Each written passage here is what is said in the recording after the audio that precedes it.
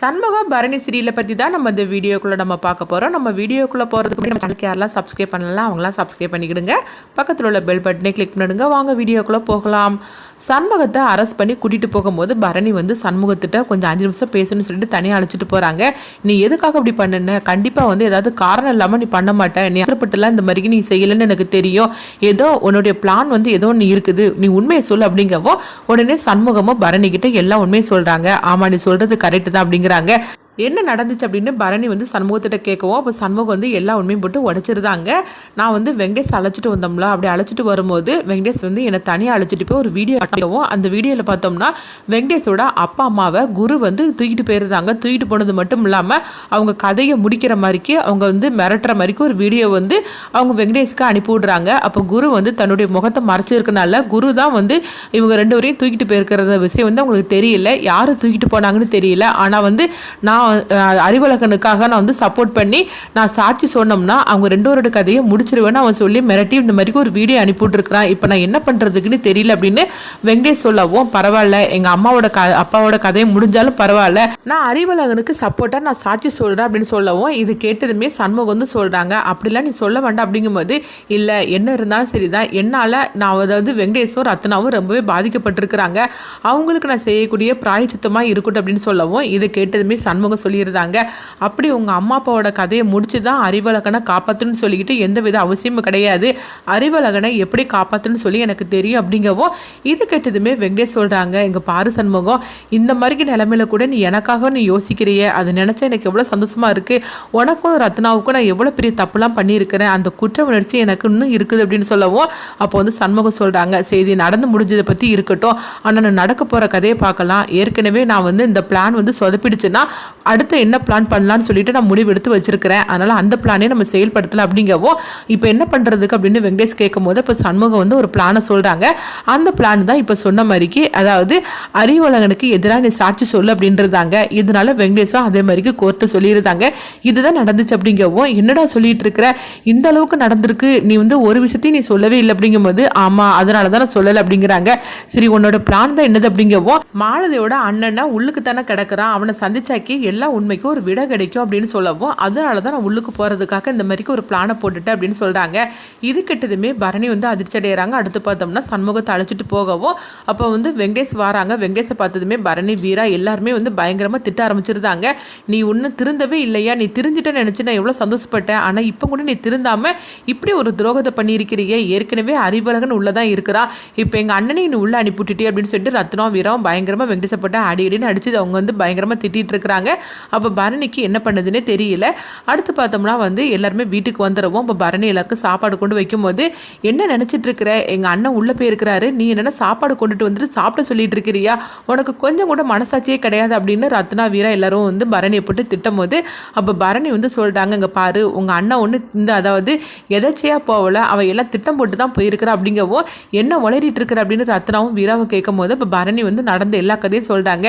இது எல்லாமே உங்கள் அண்ணன் போட்ட பிளான் தான், அதனால தான் வெங்கடேஷ் வந்து இந்த மாதிரிக்கு சாட்சி சொல்லியிருக்கிறான் அப்படிங்கவும் நீ சொல்கிறதெல்லாம் உண்மையானு சொல்லி கேட்கும்போது சூடாமணி அத்தை மேலே சத்தியம் பண்ணி நான் சொல்கிறேன் இது எல்லாமே வந்து உண்மை தான் அப்படிங்கிறாங்க.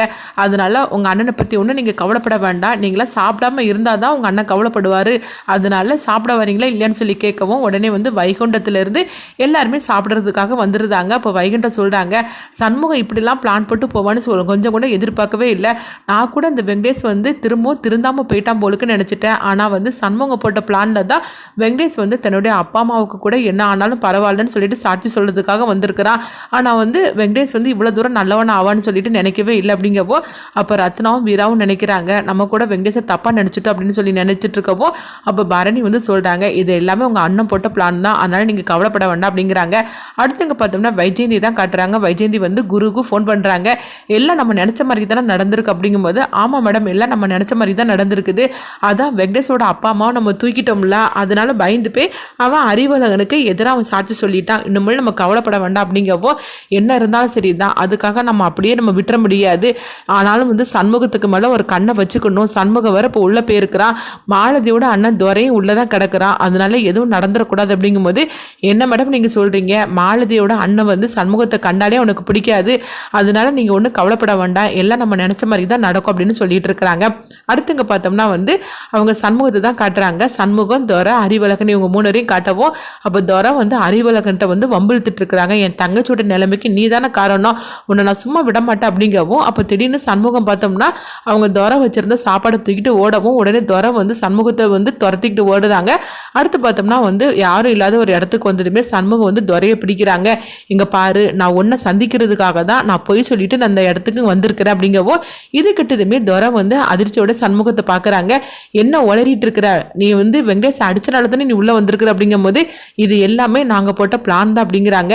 இப்படி சொன்னதுமே துரை வந்து பார்க்குறாங்க. நீ என்ன பண்ணுற அப்படின்னு சொல்லி கேட்கும்போது ஆமாம், உன் தங்கச்சியோட நிலைமைக்கு அதாவது அறிவழகன்னு காரணமே கிடையாது அப்படின்னு சொல்லவும் இங்கே பாரு, நீ என்ன போய் சொல்லி இந்த ஏமாத்திட்டு இருக்கிறே என்ன, என் தங்கச்சியோட நிலைமைக்கு இந்த அறிவழகன் தான் காரணம் அப்படிங்கவோ அறிவு எதுக்காக இந்த மாதிரிக்கு பண்ண போகிறான், அவன் என் தங்கச்சியை கல்யாணம் பண்ணுறதுக்காக இருக்கக்கூடிய நேரத்தில் மாலதியை வந்து இப்படி தீர்த்து கட்டிட்டாக்கி என்ன நடக்குங்கிறது அவனுக்கு தெரியாதா என்ன அப்படின்னு சொல்லவும் இது கிட்டதுமே துரை வந்து அவங்க சண்முகத்தை பார்க்குறாங்க. அப்போ அறிவழகன் அங்கே வரவும் அப்போ அறிவழகன் சொல்கிறாங்க, ஆமாம் துரை, உண்மையிலேயே உன் தங்கச்சியோட நிலைமைக்கு நான் காரணமே கிடையாது, அவள் என்னை லவ் பண்ணியிருக்கிறா, ஆனால் நான் அவளை லவ் பண்ணலை, நான் வந்து ரத்னாவும் நானும் தான் ஒருத்தருக்கு ஒருத்தர் நாங்கள் விரும்பணும், அதனால தான் எங்கள் 2 பேருக்கும் கல்யாணம் பண்ணுறதுக்காக இருக்கும்போது அன்னைக்கு காலையில் மாலதி வந்து என்னை உடனே சந்திக்கணும்னு சொல்லிட்டு ரொம்பவே பதட்டமாக அவள் வந்து ஃபோன் பண்ணுனா, அதனால தான் நானும் அவளை பார்க்கறதுக்காக போனேனே தவிர மற்றபடி எனக்கு வந்து அவளுக்கும் வேற எந்த சம்மந்தமும் கிடையாது அப்படிங்கவும் அப்போ துரை சொல்கிறாங்க, நீங்கள் சொல்கிறதுலாம் உண்மைன்னு சொல்லி நான் இப்படி நம்ப முடியும் அப்படிங்கவோ இங்கே பாரு, எல்லாமே வந்து ஒரு நம்பிக்கை தான்,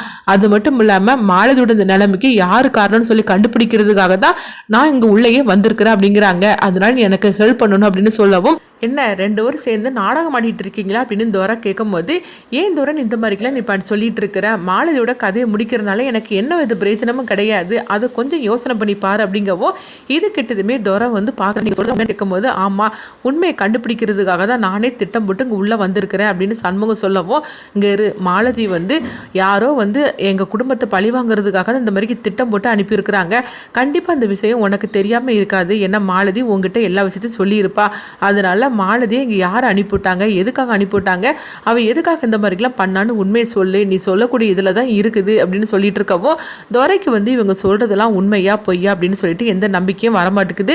அதனால துரை வந்து சண்முகத்தை கேட்குற கேள்விக்கெல்லாம் உண்மையை சொல்லுவாங்களா அப்படின்னு சொல்லிட்டு பார்க்கலாம். அடுத்துங்க பார்த்தோம்னா வந்து அவங்க வைஜெயந்தி தான் காட்டுறாங்க. வைஜெயந்தி வந்து குரு கிட்ட சொல்லிட்டு இருக்கிறாங்க, எங்க பாரு, என்ன இருந்தாலும் சரிதான், வெங்கடேஷோட அம்மாவை நீ வந்து வெளியே விட்டுறக்கூடாது, சண்முகம் வெளியே வர வரைக்கும் நீ வந்து அவங்க 2 பேரையும் வெளியே விட்டுறக்கூடாது அப்படிங்கும்போது நீங்கள் ஒன்றும் கவலைப்படாதீங்க மேடம், அவங்க 2 பேரும் நான் வெளியே விட மாட்டேன் அப்படிங்கிறாங்க.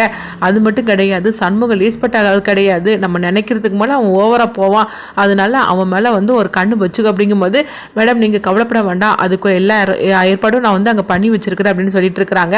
அடுத்துங்க பார்த்தோம்னா பரணியை தான் காட்டுறாங்க. பரணி வந்து அவங்க நினைக்கிறாங்க சண்முகம் எதுக்காக போனானோ அது கரெக்டாக எல்லாமே நல்லபடியாக நடக்கணும் அப்படின்னு சொல்லிட்டு அவங்க நினைக்கிறாங்க. இதனால வந்து சண்முகம் எந்த காரணத்துக்காக அவங்க உள்ளே போனாங்களோ அதை அவங்க கண்டுபிடிச்சிட்டு வருவாங்களா, அது மட்டும் இல்லாமல் அறிவழகனையும் ரத்னாவையும் சேர்த்து வைக்கிறதுக்காக அடுத்தவங்க என்ன பண்ண போகிறாங்கன்னு சொல்லி நம்மளும் வெயிட் பண்ணி பார்க்கலாம்.